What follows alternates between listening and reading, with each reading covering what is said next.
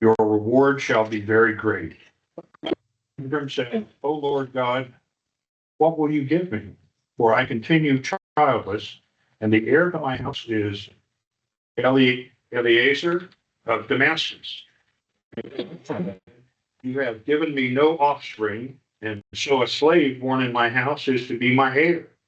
But the word of the Lord came to him, this man shall not be your heir, no one but your very own issue shall be your heir. He brought him outside and said, look towards heaven and count the stars. If you are able to count them, then he said to him, so shall your descendants be. And he believed the Lord, and the Lord reckoned it to him as righteousness. All right. What do we hear in here? Don't worry, I got it. Yeah, that's real easy when God tells us that, right? Haggling. Haggling? Say more about that. Yeah, he said, oh, in mine it says that I am your shield, your exceedingly great reward. So it's almost like the Lord is saying, like, having my favor is your reward. And he's like, oh, what good is it to me? Because I don't have a kid. Seems like, yeah, he's good. People are very mouthy with God. Yeah. Again, lots and lots of promises. Lots and lots of what, Jim? Promises. Promises, yeah. Do you think Abram has any hope that it's actually real? He's hoping. Yeah. He's still hoping. What is he, 86 now? Uh, 860. Yeah, depends on. It depends how you count, you know? What else in here? We get that Abram's trying to figure out how he can like force this to happen, right? He's not necessarily trusting that he'll have an actual heir, so he's naming some other people. But he has a son Not yet. Not yet. with the slave. Not yet. Not yet. Not yet. That's chapter 16. That's right, she's pregnant. I think it's part of their law that I guess the oldest male under the tent. Oh, okay. So that's, there. yeah, that's Eliezer. This is the only time Eliezer's mentioned. Oh, There's another servant that's mentioned later on. But we get this name and it seems important, right? Anytime someone's named in the Bible, it seems important because a lot of people aren't named. But this name is just thrown out once and never thrown out again, which I find interesting. And a lot of people are, that's not an uncommon name though, but Yeah. I mean, people picked it up and named their children. Oh, sure. Can somebody explain the last line? Abram believed the Lord and he credited to him as righteousness. And I even looked up what righteousness means. Yeah. Yeah. What does righteousness mean? Spiritual meaning versus the other meaning. Righteousness is the quality of being right in the eyes of God, including character, nature, conscious attitude, conduct, action, and command word. Righteousness is therefore based on God's standard because he is the ultimate lawgiver. Still don't understand. Yeah. So, before I answer, what do y'all think about this verse in righteousness? About what? What he was saying, like that last verse, verse 6 here. Abraham believed him, it's credited him as righteousness. I think is trying to save himself because this is all a vision. Right? So we have to remember that too, that this is him talking to himself, sort of ish, thinking it's God. But then he's saying, I'm going to count that as righteous. That is going to be like, I think he's trying to tell himself that. He's trying to convince himself. Yes, I Okay. think he's trying to That makes sense. subscribe. He would like to say, yes, please, God, that's what I would like. But I don't know that maybe he has a little, Margot, what do we call that? A little skepticism, a little. Hey, is this girl talking? Margot and I did talk a little bit about that, you know. He's talking about him being righteous, though. Yeah. He's saying Yeah. because he believes that he's righteous. God. Is that what he's right? Right. manifest it. Yes, Manifest it. yes. Yeah. I live it, I'm. Yeah. That's a good word, Zane, because that's, I like that word. Yeah, so this is maybe one of the first times I'm trying to think what we talked about, where the idea of our need for righteousness, right? Like it's the first time that we're starting to set up this idea that righteousness is what we're aiming for. Which there's a lot to unpack there, and this specific verse we'll talk about in a minute. It comes up in Hebrews later on, and some other things, and the Hebrews has a different understanding of righteousness than Genesis. So the question I have though is, because I know I missed a little bit, but where are they getting their learning from, their scripture, the people here? I mean, for him to have this idea that we have to be righteous, where's he getting this? Is that inspiration? Yeah, probably. We don't I know. mean, we have stuff written down, right? They didn't. That's what I'm asking. No, This is They, So uh, there's really nothing that, it's their personal encounters. or Maybe. but they have religious people, priests and stuff that they've set up as, no? Well, there's last week we talked about priest of Melchizedek, right? But we don't actually know like to what God Melchizedek is a priest too. Gotcha. Because we're still right, like we on this side of the story, we read back into it that Abraham is a monotheist who is worshiping Yahweh, We and they read use back- that language. We read back into it, it's the key. Yeah, but even Abram, right? They have this discussion. We talked about the language they're using for God, right? Like Melchizedek and Abram are trying to figure out, are we talking about the same God? Mm. Right. And so we're reading back into it that, yeah, obviously it's all God. Well, that's quite a statement of faith, though, isn't it, on his part? I believe, he's saying, I believe I'm a righteous person. I mean, that's the way I interpreted that, right? Yeah. Trust, I think the thing is that it's the trusting is the thing that's being counted, Trusting as righteousness. that God is going to answer your prayer. That there's, that the idea of this, like, I mean, if we're reading this as this guy is having visions and whatever that means, whether that's he's working and he's having these moments where he believes he's talking to God, or he's hearing that little voice that we all have, that we hear in the stillness. But there's he's getting this thing of like, yeah, well, what good is it? I'm setting up shrines to marking places that say they belong to you. Why am I doing this? What is the point of this? And then he says, well, all of this is going to be yours, and your descendants are going to number the stars and all this other stuff. And so he's saying, like, you know what? I'm going to trust that this is going to come to pass. And so I think that there is probably an element of manifesting in it. He's trusting in this idea of this vision that he has is something that will come to pass.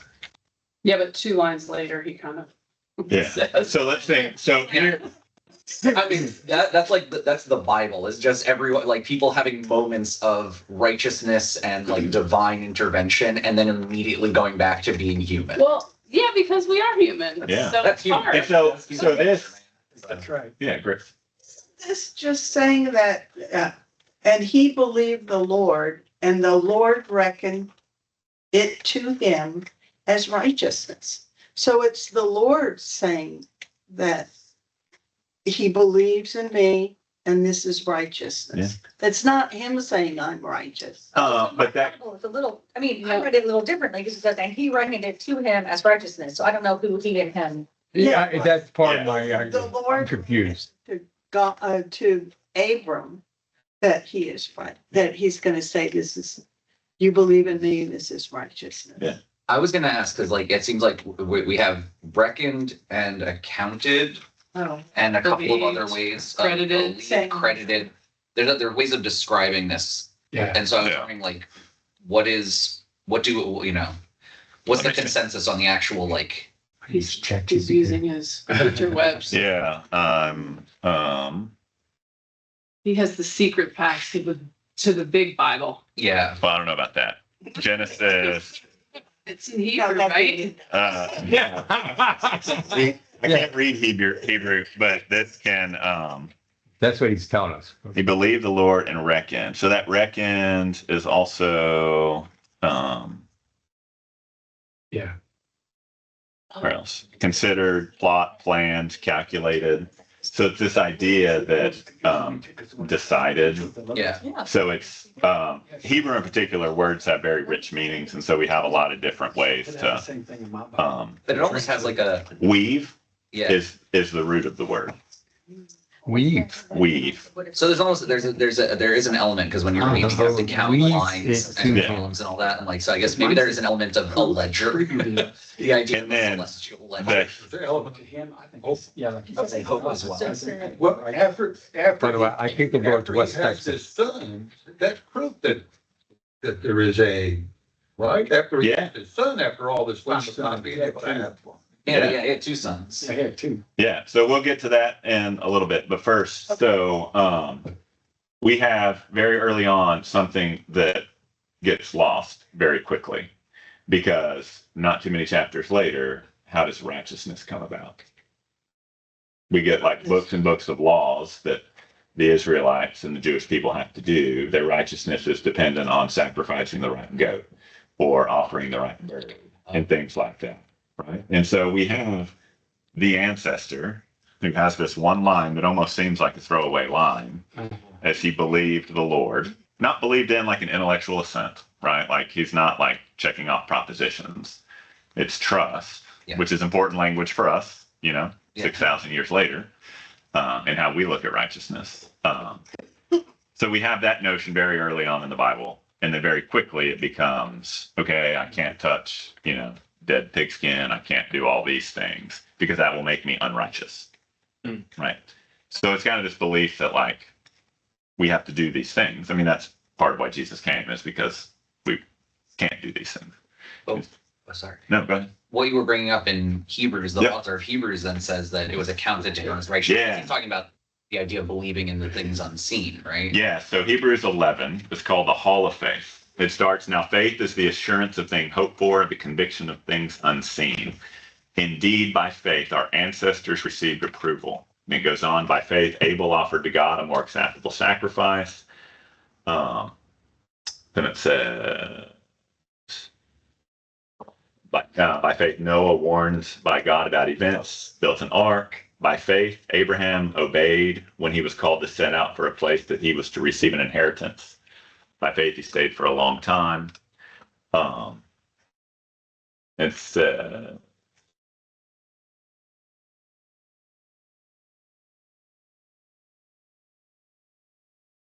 I'm not finding the exact spot, but in there it uses that same language. By faith, they did this, and it was credited to him as righteousness. And so Hebrews doesn't make this up either. The author of Hebrews, he's echoing something that was there from the beginning. And so this idea that like by faith, by trust in God, we're righteous, has been there from the beginning. We got it all warped, right? Because humans are going to screw up and we think that we can actually be righteous ourselves because we're going to do enough or be enough or give enough or whatever. But it's interesting that like before we screwed it up, there was this idea that it was faith in God.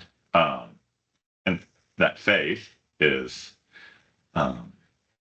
especially when we get to the New Testament, the way you translate that makes for some interesting things. Because is it our faith, or is it one way to translate it is the faithfulness of God? So even in here, it's not necessarily Abram's faith that was credited to him as righteousness, but it's the faithfulness of God that credited everything as righteousness. So that's a big theological thing, and we don't have enough biblical story yet to get into that. But the seeds of that are planted here in Genesis 15. The payoff won't come until, you know, the second half of the book when we get to Jesus and stuff. So more questions about that. But that's so in Hebrews, right? A lot of people use this because if it's our faith in Jesus Christ, our intellectual assent to a set of propositional statements about a person who lived 2,000 years ago that saves us, then why isn't Abram in hell? Why isn't Moses in hell? Oh. Why isn't the guy born on the random island that's never heard of Jesus in hell? Right? And so, Some people think they. Some people they think. are. yeah, because if we don't give our life to Jesus, whatever that means, like that's another deep question. But if we don't believe, again, big word, and we can unpack it if we have to. If we don't believe in Jesus Christ, we can't be made righteous. And so the Bible actually answers that question for us. In Hebrews, using Genesis 15 before the covenant was even like before any of it ever happened, before there was a kingdom, before there was anything, before all of that. Like when Abram was still like, there's no way because I'm 1,000 years old and my wife is even older, right? The groundwork for this idea that righteousness is God's problem to solve, not something we can attain to. So, questions about that? I feel like I was preaching for a minute. That was nice. That was nice. It's nice. You know, you've seen stuff where they are said that these people aren't gonna. I've had friends that were Buddhist and Muslim, and I said we're all going, you know, they're all going to hell. And you think, well, wait a minute. And that's just nice. Yeah, and you know, like I could be wrong, right? Yeah, That's I like it. yeah, so do I. Because yeah. Write me down for that. Yeah. I, in a Bible study, we came to the part where you had to believe in Jesus to get to heaven, basically. The priest said that this Bible that we have, the New Testament, was written for Christians. It wasn't written for Muslims or Jews or anyone else. So, you know, yes, Christians need to believe in Jesus. It doesn't include anyone else. It by no means a biblical authority, but in C.S. Lewis's books, his fantasy books, but Aslan says that it's like there are people who do good serving this other character who's kind of supposed to be a fill-in for the Antichrist. And he said, but there are people who are doing good, worshiping something that isn't me, but they're actually serving me. And because C.S. Lewis was also a theologian, I've always kind of taken a little bit of that. Of it's like in Judaism, they also have a concept there. I can't remember how many people it is, but there's like righteous people on the earth, and you should assume that everyone you're interacting with is one of these like hidden righteous people, and so you should be like nice to them and be like, you know, welcoming and friendly to these people you come in contact with, because you never know when it could be one of the hidden righteous. And I think that that's kind of I kind of take some of that stuff in there. That's why it's always messed with me, the same thing of like the idea that like, oh yeah, no, that like, yeah, these people are they're feeding the hungry, and they are caring for the poor, and they are, you know, like they're caring for the widow and the orphan, and they're doing all the stuff that Jesus said to do. But man, yeah, they don't wear a cross and they don't go to church on Sunday. So we're just like, yep, they're fiery depths. That's where they're going. And I just never was able to ken with that. No. So I always look back to, in my father's house, there are lots of rooms. And I always thought that meant that, yes, right, that there's room for everybody. But I think one of the sermons you gave a couple of weeks ago, you said maybe one of those rooms is like your timeout space. You go chill before you go up to heaven. Yeah. Is that purgatory? No, because I'm not a heretic. But there's some level, right? Like, this is not a problem to solve. Yeah. Right? We're to love everybody. Okay. And if we truly believe that Jesus loves everybody, Yeah. maybe hell, I don't know.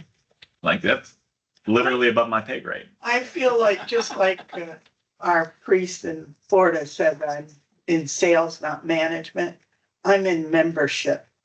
You know, Yeah. I'm trying to be a I like that. member. I I like that. don't need to be a judge, I like that. you know? Yeah, our job is to tell people Jesus loves them. Yeah.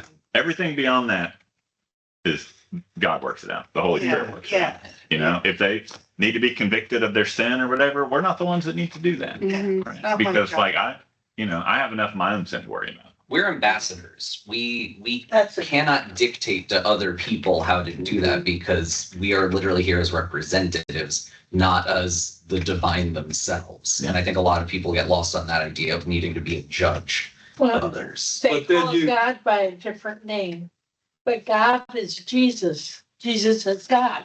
And the Holy So Spirit. if they believe in their God, their Jesus must be there. So It's, yeah, But you're an apostle, and that means the word. By putting this, some people don't have anything to hang your hat on.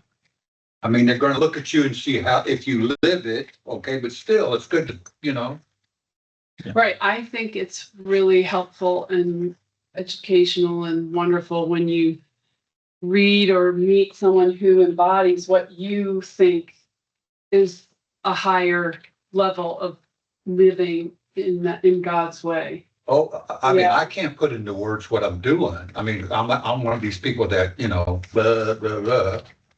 I hope I'm living. Mhm. I mean, I hope. Well, I just finished the book, The Hiding Place by Corrie ten Boom, and Oh, boy, yeah. was that a great book because it's all about these two Dutch sisters who were in a concentration camp with the Nazis. And the one sister keeps saying, but I'm really praying for them. And the other sister says, well, yeah, and she assumes that she means the other prisoners, but she doesn't. She means the Germans. Yeah. She means the guards. And her faith is so exponentially impressive that The fleas. the fleas, yeah, anyway, sorry, but I just find that stuff is so inspirational. It helps me remember my journey is really not as hard as some journeys, That's Sure. knock on wood, not yet. So, Is this a true story? oh, yeah, Yeah. Okay. I'll share the book with you. So good. If you could. All right. So the second half of chapter 15 gets a little weird. As God's covenant sometimes does. There's lots in here, but we should read the whole thing. I'll read this. Then he said to him, I am the Lord who brought you from Ur of the Chaldeans to give you this land to possess. But he said, O Lord God, how am I to know that I shall possess it? He said to him, bring me a heifer 3 years old, a female goat 3 years old, a ram 3 years old, a turtle dove, and a young pigeon. He brought all these and cut them in two, laying each half over against the other. But he did not cut the birds in two. And when the birds of prey came down on the carcasses, Abram drove them away. So first, we'll pause there for a minute. This is what, covenant, this is not like a brand new thing. This is like how groups made covenants back then. They brought offerings to each other and they did these things. It's ritualistic. It seems weird to us because we don't do it. But when someone shows up at the White House, they bring a gift, right? We do these things that we give, and I give you a chessboard and I give you a 5,000-year-old sword, or, we do these things now that are ritualistic, but it helps show that we have relationship. Questions about that stuff? We don't have any of the laws yet about what you need to do or what animals you need to bring for different things. So there's not probably a lot to read into about the specific animals. And supposedly that ritual is one has to pass over to the We're other. going to get there. Okay. Yeah, we're going to get there. Okay, we're good there. All right. So Abram brought all these things, and then he shooed the animals away. And then as soon as the sun was going down, a deep sleep fell upon Abram, and a deep and terrifying darkness descended upon him. Then the Lord said to Abram, know this for certain, that your offspring shall be aliens in a land that is not theirs, and shall be slaves there. They shall be oppressed for 400 years. But I will bring judgment on the nation that they serve, and afterward they shall come out with great possessions. As for yourself, you shall go to your ancestors in peace. You shall be buried in a good old age, and they shall come back here in the 4th generation, for the iniquity of the Amorites is not yet complete. What are we hearing there? A lot of promises. No, it's not all happiness. It's a long timeline. Are they just counting down? Okay, now only 399 months, only 398. 399 Or is this sitting on the porch thing, looking back? Yeah, Oh, I it mean, took about yeah, 400 no one's years right. Just to get good. Abram's not writing down the dream he had the night before. This is probably us on the other side of 400 years, writing back about, we knew this was coming. Yeah. Right. Because obviously someone had to have known this was coming. Because we can't think, it's hard for us to think bad things just happen. We have to have a reason, right? We blame it on lots of things. They blamed it on sins of their ancestors. They blamed it on the evil Amorites. They blamed it on whoever else. And so this is probably folks on the other side of those 400 years writing back to this is our origin story. what is the iniquity of the Amorites? Is it a specific, like, where was it like, oh, you can't be in this land because these guys have to finish doing something here? Or is it like, oh, they did something and I don't want you dwelling here because it's not? So my Bible has a reference to Exodus 23, which we'll get to. Okay. Apparently it's their worship of other gods and idolatry. Okay. Yeah. Which at this point, like, we haven't necessarily in Genesis established that worship of other gods is bad. First off, right? Like, we had the conversation between Melchizedek and Abram where they're like trying to figure out who's God. In Exodus, that's where other gods become bad. And so again, this is another instance where it's probably like post-Exodus, the people are writing down the things that happened before Exodus, because just based on what we know in Genesis, we don't know that what the Amorites did should be bad. After the Exodus, we know what they did should be bad. Does that make sense? Okay. So if we're reading this, if we're Abram reading this, we probably don't have a mental picture of why idolatry would be bad. But if we're like post-Moses, or even Moses writing down what Abram did, we're going to layer our thoughts of the Amorites on this legend. Does that make sense? Gotcha. There'll be aliens in the land. This is language that we continue to this day, right? Saying what you talked about being ambassadors. There's this idea that whatever land Christians are in, we are aliens in this land. Yeah. Because our home is not here, right? And so, That's what Hebrews says, right? Yeah. You know that this is not, or they knew that it was not their home. They were looking for a later home. yeah, and so Hebrews in a big way is basically a New Testament commentary on Genesis, or at least maybe on Genesis 15, the whole thing.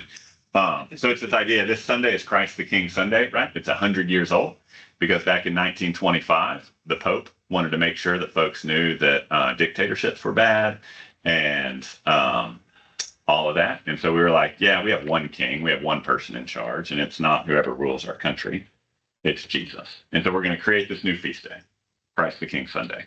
And so we don't do a big thing about it. But it's what this Sunday is. And it's this idea that like our king is other.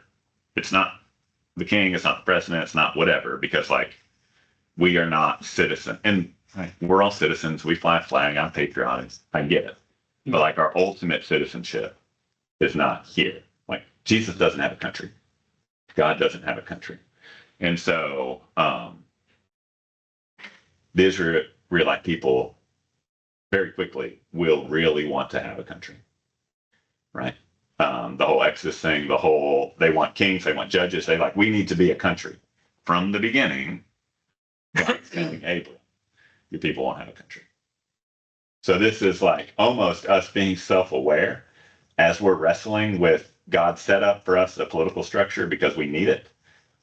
Shortly after Moses, when they're writing this, there's almost a self-awareness there that like we're really missing the point because we still remember in these stories where we were told we'll never have a home, we'll never have a country. Does that make sense? Pretty dismal. 400 years is a long time Yeah. to have your faith, for him to have a deep, dark sleep, thick and dreadful darkness came over him is what mine says. It's a long road. To be 800 years old is 400 years. That's just midlife. Maybe this is discussing the first midlife. And supposedly the smoking, the torch passing through is supposed to, things that analysis is that it's God's covenant. Yeah, so let's get there. I'll read this last part. When the sun had gone down and it was dark, a smoking fire pot and a flaming torch passed between these pieces, the pieces of the animals. On that day, the Lord made a covenant with Abram, saying, to your descendants I give this land from the river of Egypt to the great river, the river Euphrates, the land of the Kenites, the Kenizzites, the Cadmonites, the Hittites, the Perizzites, the Rephaims, blah, blah, blah, all the way to the Jebusites. Yeah, so we have something passing through. Abram doesn't pass through. And in order to fulfill the covenant, you have to pass through. That's part of, you cut these things and then you walk through them together, and it sounds really ridiculous. But that's how you seal the covenant with whomever. Here, only one person walks through. What is that? I was gonna say also but it's also an introduction of the idea of fire and smoke of being not representations. I don't know how to like No, that's a good word for it. avatars of God. Yeah. But it's not conditional. God passes through and says, I'm in it. Abram doesn't say, I'll walk your way. It is an unconditional covenant. It's pretty strong. Yeah. There's a part of this idea. My notes here say it's an Old West Semitic rite. Semitic just means Yeah, Jewish. And so it's this ancient Near Eastern rite that seals oaths or covenants. The symbolism seems to be that the party passing between the parts of the animal will suffer the fate of the animal if it breaks the oath. So there's this idea that God's the one passing through. God's the one sealing the covenant. Yeah. And God did that knowing that we are going to break the covenant, like very quickly. And who pays the price for that? God paid the price for that. That gets us to Jesus, and that's a whole, when we get to the cross, we'll spend several weeks probably talking about what all happened on the cross, because that's complicated. So it's sort of like, But this prefigures someone's got to pay the price. yes. And it's God. It's God. God acknowledges here, we can't So ever pay the basically, price. We're God out is of saying jail that for from the free. beginning, So we're out of jail for free. pretty much. I like this. I mean, that's grace right there, no? Yeah. I like it. Yeah, when we get to Lent and Yeah. when we get to Easter, like we'll talk Yeah. about the ways we look at the cross. I mean, there's, a lot of times in our, proper Episcopalian and, philosophy ways, we don't want to talk about someone had to pay a price. Yeah. Someone had to pay a price. No, it's okay. No, someone had to pay a price. And fortunately, it's not Jen. Because you guys are We'd be screwed. Yeah. real bad. And so this is where some of that language comes from, the sacrificial, like when they start to do the sacrificial system, it's animals that have to pay the price. And we keep screwing that up because we turn it into crazy. And so then God, in God's wisdom, has Jesus as the lamb that was slain, right? The language we use for Jesus on the cross is the sacrificial and animal imagery that we started here. Someone, you. Well, I have a question. And so this is more like logistics, I guess. At the end where he talks about God's going to give him all these lands, weren't there people in those lands? And did Abram just get to be like, hey, God said so I'm taking your land? Manifest destiny. We're really good at that. Yes, it started a long time ago. I thought Yeah. it was 400 years. Gotta wait. But so but over 400 years, under the guise of Abram saying, God told me this, they just went in and took people's land. Well, Yeah, and also, something, yeah, this is something- editorializing after the fact of after they have gotten out of bondage in Egypt and are now looking at a place that they're wandering with their leaders and they're figuring out what's the next move. And it's like, well, it's taking Take over over. everything. Yeah.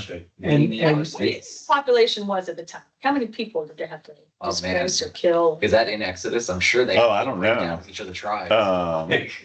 there were a lot of wars.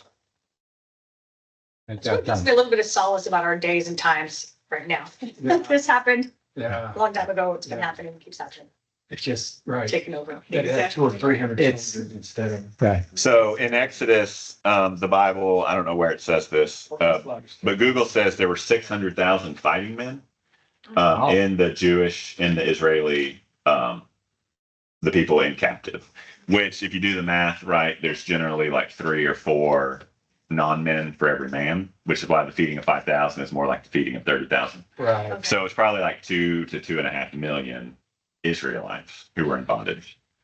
So all them came out and were like, okay, now we're taking over. Yeah, I mean, that's a big That's group. long wagon They can train. start to take over. In the book we're reading, the author said, the Jewish people were very hung up on having land. Yeah. That was their main thing, was to have the land. Yeah, that hasn't changed much. And if Well, you've ever We all, I mean, Yeah. we all, it's Like, we all are. It just, there's one piece of land over there that we've been fighting over for 6,000 years. yeah, And it's never got in, frankly. but it was promised too, Redistricting, huh? as a covenant. Yeah. this. Which is pretty nice to have, you know? Gave me this book Excuse me, my deed. a while ago. I don't have it. I'll take the paper. This is a timeline and math book that's really awesome. I said something that made y'all think I would like this, and I forget what it was. Y'all just know me so well. And so you turn in here, like it starts with Adam and Eve, and it's a whole thing. And I found, here's Methuselah, 969. Seth was 912 years. Yeah, All these things. And then we get to, I love Seth. He was a good. He's your favorite? He's my favorite. here's Noah, 950, Noah's deluge. Where was it we got to Abram? Here, Sarah and Abram come about here. And so, Centaurs and mermaids. yeah, that's when that was coming up. So this, what it does is it tries to overlay the biblical timeline with what we know about other ancient histories at the Okay. same time. And so this is always in my office. I can leave it in here to look in here. I was seeing if it said anything about like the population at the time, but I don't see that. One man put this together in the 1800s. I feel like And I've it gets all the seen way. that Why? thing Yeah, all that's the way very long. out Yeah, this in a basket of, the whole thing folds out as a giant flip book. So like I could put the whole thing like a out. poster. They'd probably take up this whole table, put the whole wall. But yeah, so we can keep this in here whenever we get to, we'll be in Abram for a little bit, but whenever we get to a new time period, we can see what else was What a going fun gift. on in the world. Yeah, that's awesome. So, we won't get to Ishmael yet. We'll get to that next week. This is where, Abram tries to take matters in his own hands. But And Sarah takes, This is on her a little bit. Yeah, She's doing a solid. It wasn't. She didn't have the faith. She did not have the that. faith. She didn't. why do you think they, before we get to that, so let's try to put ourselves in the mind of them, and then we'll get to the story next week. Why do they feel like they have to go to such great lengths? Because they don't think it's coming together. They don't see So how where's this faithfulness that was credited to Abraham? the His righteousness. righteousness. It's not. There's no faith. He has no faith. Well, and So what is it that's, A lot of times partners like want to help their partner, like I want to help my husband, so I think I'm doing something great and it's not so great, I have whatever. faith in God and I'm gonna do it, or have faith in him, but I'm gonna help him. Yeah. we do that too. This is one of those things. I mean, how often God helps those who help themselves? Yeah. This is the origin of bootstrap theology. Yeah. They're all farmers, Well, right? Basically, they're farmers. It just makes it seem like theology So is herders, terrible. they're herders. Yeah. So they're relying I mean- on. Well, Not, I wouldn't say. Well, to get them a son. They're It's relying excuse on me, them a the son. land, so I mean, It know what I doesn't mean? really pan out the way, yeah. but isn't this like our nature? Like Yes. we have faith, we trust. Ish. when And things so, are going so good, that helps me. We Yeah. think Abram was this. when things are going good, we trust. That's When things are going good, I trust that I've done a great job. Well, no. When things are going bad, then I'm like, God, where?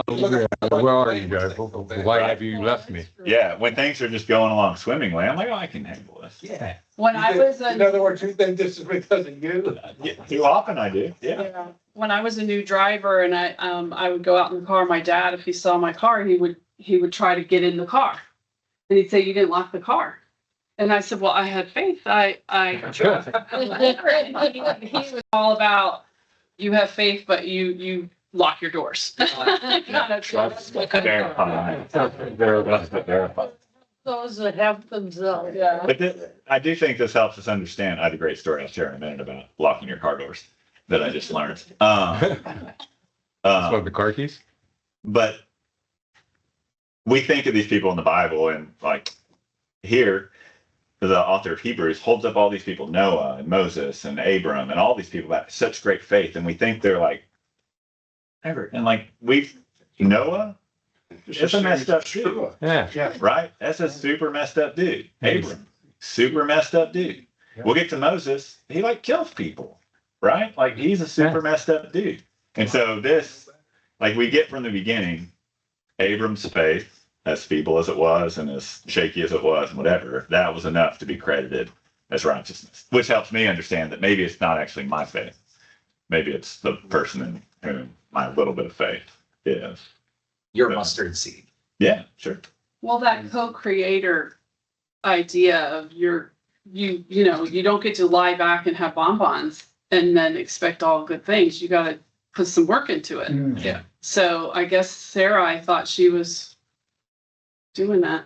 Yeah, we always have to help, Mm-hmm. which sometimes that messes up. Mm-hmm. So, the story about the car. So I do a podcast every week where we're reading through the Bible and talking about it. Mary Balfour Dunlap, she's a priest. We were colleagues in South Carolina. She's actually moving to Alabama. She told me this story Monday when we recorded that last Wednesday, she's at her church and she's walking out in the afternoon and she goes to open her door and there's a guy sitting in her driver's seat. And he's unresponsive.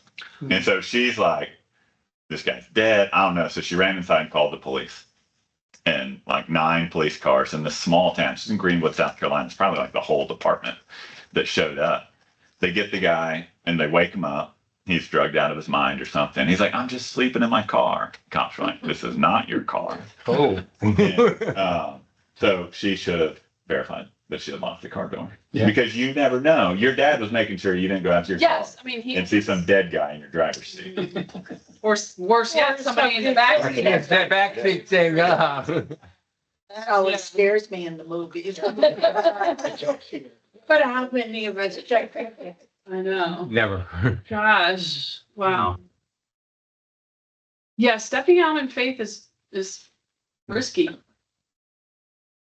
But I mean, I do think that there's a certain amount of like what Jesus called us to do that does require us to have that faith and to say like, I am going to trust that people aren't going to miss. I have to trust that other people can be good. Like recognizing that we are all fallen and we all fall short and we are a bunch of messed up individuals just trying to make our way through life. But having trust in other people is the start of it, is like allow people to do things like, I guess. Mhm. Because if we just go around talking about how evil people are, all we're kind of doing is kind of giving people a write-off for when they are evil. And I think that's not the best way to run a Mhm. civilization.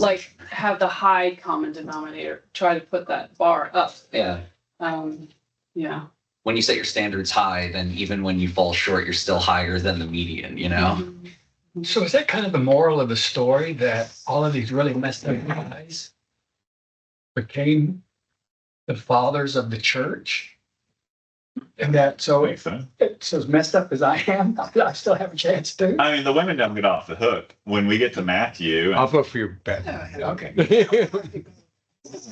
so when we get to Matthew and it's so-and-so begat so-and-so begat so-and-so, and there's this whole long thing, Yeah. you look at that, this is not the people you want on your side. There's Rahab, who was a prostitute, right? There's there's all these people that are really screwed up. But yet they are the ones that are in the line of Jesus.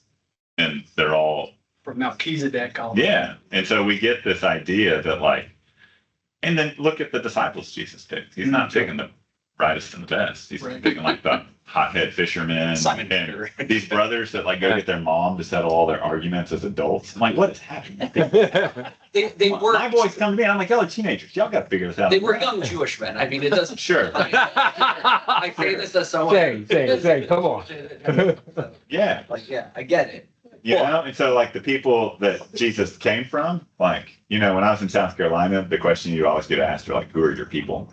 That's like, how long have you been here? Where are you from? Like, and if they ask Jesus, who are your people? And he has to include, murderers and adulterers and Ne'er-do-wells. yeah, they'll be like, they literally say that. Isn't this Joseph's son? Yeah. Yeah, that's true. It's, yeah. Isn't like, that's not a question of fact. That's like, isn't this that guy? Are there 2 genealogies for Jesus though? Or just the one in A good one versus a true one? That's a good question. Matthew's the famous one. There might be. I was trying to remember. I think some I wasn't sure if they were conflicting or not.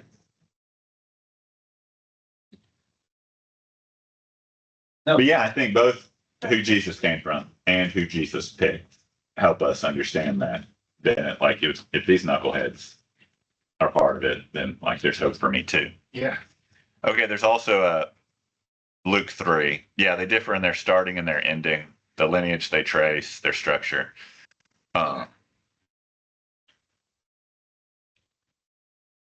One explanation, yeah, I've heard this before.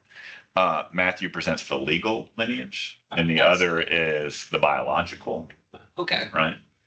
And then you get the question, like, are we including Joseph's, Right. forebears? Because like that biology is not biology the way we understand Jesus to have been born.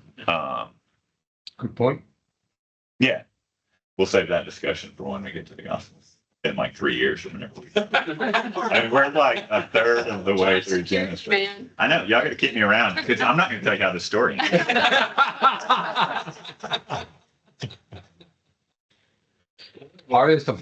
There are some plot twists, right? Yeah, maybe we'll study Revelation next. No. We'll talk about how this thing is. But any last comments, questions? And then we'll get to Ishmael next week. Call me Ishmael. Oh, yes. Oh, yeah, we're not going to meet next week. It's Wednesday. Oh. So, yeah, is that all right? Yeah. Because like I'll be with family and stuff probably. Oh, that's right.